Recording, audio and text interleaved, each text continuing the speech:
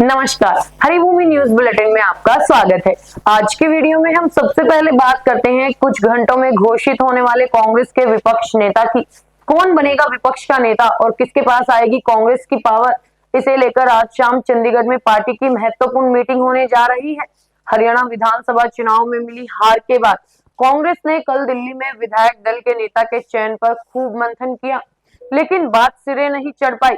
अभी तक पूर्व सीएम भूपेंद्र सिंह हुड्डा का नाम सबसे आगे है, लेकिन कुमारी शैलजा और रणदीप सुरजेवाला उन्हें विधायक दल का नेता बनाने के सख्त खिलाफ है।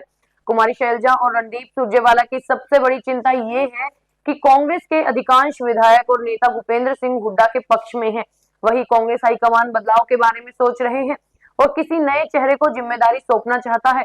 सबसे अहम बात यह है कि कांग्रेस हाईकमान के लिए भूपेंद्र सिंह हुड्डा को साइडलाइन करना आसान नहीं है, क्योंकि विधायक उनके समर्थन में है और हरियाणा में भी भूपेंद्र सिंह हुड्डा को ही असली कांग्रेस के रूप में देखा जाता है। भाजपा भी भूपेंद्र सिंह हुड्डा का नाम लेकर ही कांग्रेस को घेरती है। कांग्रेस में भूपेंद्र सिंह हुड्डा ही एकमात्र ऐसे सशक्त नेता हैं जो सरकार के निशाने पर रहते हैं। हाईकमान भी जानता है कि 2 बार मुख्यमंत्री रह चुके भूपेंद्र हुड्डा पूरे प्रदेश में अच्छी पकड़ रखते हैं और मास लीडर के रूप में कुमारी शैलजा और रणदीप सुरजेवाला से काफी आगे हैं। इसलिए भूपेंद्र सिंह हुड्डा को नजरअंदाज करना पूरी पार्टी पर भारी पड़ सकता है। कल 7 मार्च से 25 मार्च तक विधानसभा बजट सत्र चलने वाला है। 13 मार्च को मुख्यमंत्री नायब सिंह सैनी बतौर वित्त मंत्री अपना पहला बजट पेश करेंगे। ऐसे में कांग्रेस को किसी दमदार नेता को नेता प्रतिपक्ष नियुक्त करना होगा, जो प्रदेश के बड़े मुद्दों को लेकर सरकार पर कड़े सवाल उठा सके। इसके लिए पार्टी को खास रणनीति बनानी होगी, जिससे बजट सत्र में बीजेपी सरकार को घेरा जा सके। आपको बता दें कि भूपेंद्र सिंह हुड्डा पहले भी 2 बार विपक्ष के नेता रह चुके हैं और सरकार को कई बार घेरने का काम कर चुके हैं। अब देखना ये होगा कि कांग्रेस हाईकमान उन्हें तीसरी बार विपक्ष के नेता की जिम्मेदारी देता है या नहीं। इसका फैसला आज रात तक हो जाएगा। दूसरी ओर हरियाणा के बजट सत्र से एक दिन पहले स्पीकर हरविंद्र कल्याण ने सर्वदलीय बैठक बुलाई है। इसके लिए स्पीकर ने सभी राजनीतिक दलों को निमंत्रण भेजा है। विधानसभा स्पीकर ने बताया कि बजट सत्र से एक दिन पहले शाम को विधानसभा सचिवालय में सर्वदलीय बैठक होगी। अब बात करते हैं हरियाणा में बुलडोजर एक्शन की। पंजाब एंड हरियाणा हाईकोर्ट के आदेश पर सोनीपत के गोहाना उपमंडल के 36 गांवों में बसे अवैध कब्जे को हटाने की तैयारी की गई है। 36 गांवों में जल्द ही बुलडोजर एक्शन दिखाई देगा। इसके लिए गोहाना की एसडीएम ने 3 दिनों के अंदर कार्रवाई करके रिपोर्ट सौंपने का निर्देश दिया है। हाईकोर्ट के आदेश के बाद प्रशासन की ओर से बुलडोजर एक्शन के लिए 5 ड्यूटी मजिस्ट्रेट नियुक्त किए गए हैं। गोहाना की एसडीएम अंजलि श्रोत्रिय ने अधिकारियों के साथ बैठकर 8 मार्च तक कार्रवाई की रिपोर्ट पेश करने के आदेश दिए हैं। बैठक में उन्होंने सख्त निर्देश दिए हैं कि हाईकोर्ट के आदेश के तहत ये कार्रवाई बेहद जरूरी है और इसमें किसी भी तरह की लापरवाही बर्दाश्त नहीं की जाएगी। दूसरी ओर प्रशासन ने गांव वालों से अवैध कब्जे को हटाने के लिए सहयोग करने को कहा है।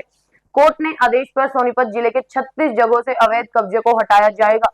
इनमें गढ़ी सराय, नामदार, खां, सिवाना, बड़ौत, शामड़ी, सिसान, कथूरा, कैलाना, खास, मिर्जापुर खेड़ी, घड़वाल, शामड़ी, लोचब, शामड़ी, रबड़ा, भंडेरी, मंदीना, महारा, ठसका, गंगाना, मोही, हुड्डा, कासंडी, नूरन खेला, रिंढाना, बरोदा, चिड़ाना, छिछड़ाना, जसराना समेत कुल 36 स्थान शामिल है। कार्रवाई से पहले प्रशासन ने साफ किया है कि अगर किसी ने कार्रवाई के दौरान बाधा डालने की कोशिश की तो उसके खिलाफ कानूनी तौर पर एक्शन लिया जाएगा।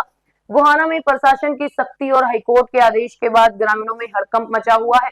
प्रशासन की कार्रवाई के दौरान भारी मात्रा में पुलिस बल तैनात रहेगा। अगली खबर हरियाणा की कांग्रेस कार्यकर्ता हिमानी नरवाल हत्याकांड से जुड़ी हुई है। Rohtak police crime scene recreate करवाने के लिए आज आरोपी सचिन को पलवल के घर लेकर पहुंची। अपनी बेटी के हत्या के आरोपी को देखकर हिमानी की मां सुनीता बिलख बिलख कर रो पड़ी और बेहोश हो गई। पुलिस ने पूरा क्राइम सीन रिक्रिएट करवाया और सचिन से हत्या के बारे में पूरी पूछताछ की गई। इसके बाद पुलिस सचिन को वापस लेकर चली गई। हिमानी नरवाल की मां सविता का कहना है कि पुलिस मामले की लीपापोती करने में जुटी हुई है। उनका कहना है कि हत्या करने वाला सचिन हो सकता है, लेकिन हत्या करवाने वाला कोई और है। इस मामले की दोबारा से जांच होनी चाहिए। उन्होंने कहा कि जो लैपटॉप सचिन के पास है उसमें से भी बहुत से राज निकलकर सामने आ सकते हैं। सविता ने कहा कि हिमानी कांग्रेस में बुलंदियां छू रही थी और इस हत्याकांड के पीछे मकसद कुछ और दिखाई दे रहा है। उन्होंने कहा कि वो पुलिस की जांच से संतुष्ट नहीं है। अब बात कर लेते हैं हिसार की। हिसार के मंगाली रोड पर हरिकोट गांव के नजदीक बीती रात एक तेज रफ्तार कार अनियंत्रित होकर पेड़ से जा टकराई, जिसमें सवार 4 युवकों की मौके पर ही मौत हो गई। मृतकों की पहचान मंगाली सूरतिया निवासी अंकुश, हितेश, निखिल और हरिकोट निवासी साहिल के रूप में हुई है। ये चारों दोस्त एक शादी समारोह में शामिल होकर अपने गांव लौट रहे थे, तभी नहर के पुल के पास तीखे मोड़ पर यह हादसा हुआ। स्थानीय लोगों के अनुसार कार की रफ्तार इतनी तेज थी कि वो पेड़ से टकराने के बाद बुरी तरह क्षतिग्रस्त हो गई। हितेश हादसे के दौरान कार से बाहर छिटक कर गिर गया, जबकि निखिल चालक की सीट पर फंसा रहा।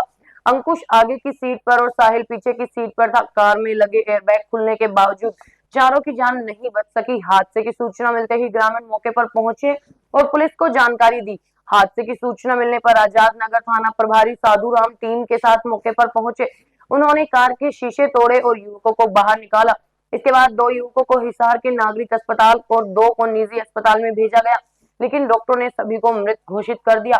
हादसे में मारे गए युवकों की उम्र 20 से 23 साल के बीच बताई जा रही है। यमुनानगर से एक और सड़क हादसे की खबर आई है। यमुनानगर में दुल्हन के घर मिलाई कर लौट रहे परिवार की कार का बीती रात पानीपत रोहतक रोड पर एक्सीडेंट हो गया। इस दुर्घटना में दूल्हे के भाई की मौत हो गई, जबकि दूल्हा दुल्हन घायल हो गए। गाड़ी दूल्हे का भाई ही चला रहा था जिसकी मौत हुई है, वो नेवी का जवान था। पुलिस को शिकायत में बताया गया कि ओवरटेक करते हुए एक गाड़ी ने उनकी गाड़ी को साइड मारी थी, जिससे उनकी गाड़ी पलट गई। शव का अस्पताल में पोस्टमार्टम हो गया है। पुलिस हादसे को लेकर छानबीन कर रही है। अंत में बात कर लेते हैं नानौल की, जहां निजी स्कूल की शिक्षिका पर 5वीं कक्षा के छात्र की बेरहमी से पिटाई के आरोप लगे हैं। परिजनों के मुताबिक टीचर की पिटाई की वजह से छात्र के एक कान का पर्दा पूरी तरह फट गया और दूसरे में छेद हो गया। पीड़ित बच्चे को अस्पताल में भर्ती कराया गया है। जिला बाल संरक्षण अधिकारी ने सख्त कार्रवाई का आश्वासन दिया है। परिजनों के मुताबिक स्कूल की शिक्षिका ने उसकी बेरहमी से पिटाई कर दी। टीचर ने छात्र के कान पर जोर से थप्पड़ मार दिया, जिससे उसके दोनों कानों में पर्दे फट गए। मामले में पीड़ित छात्र की मां रीना शर्मा ने पुलिस को शिकायत दी है। हरियाणा की ऐसी ही मुख्य खबरों से जुड़े रहने के लिए हमारे चैनल पर बने रहिए। वीडियो अगर पसंद आया तो उसे लाइक करें, शेयर करें, सब्सक्राइब करें। खबर को अगर विस्तार से जानना है तो हरिभूमि अखबार पढ़ें या फिर हरिभूमि वेबसाइट पर जाएं।